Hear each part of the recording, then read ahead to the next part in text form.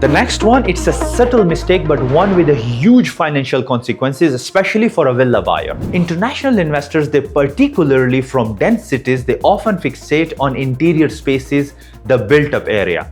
They see a 5,000 square foot villa and think, oh, it's an incredible deal, forgetting a true long-term value of a house isn't in the structure, it's in the land it sits on. And before I take you to the example, also must know that built-up area and carpet area or the total usable area are two different numbers. A built-up area of 5,000 square foot might be a 3,000 square foot indoor area. So make sure that you also understand that difference before even investing into any property, whether a villa or an apartment. But in this example, we'll be focusing on a villa property. Normally, the end users, when they see these plots, they look at the plot size on the paper, but they don't understand a concept called the land utilization. They realize their land parcel is an awkward shaped plot. The backyard is long but so narrow that the kids can't really play in. The whole villa is positioned so strangely that it is creating a lot of wasted space everywhere. It's just called a poor plot utilization. For years, it's a minor annoyance, but the financial damage hit once you decide to sell it. A savvy buyer comes in, view the property with a good agent, and they immediately notice the flaw in the land layout. And then they see in a competing villa down the street,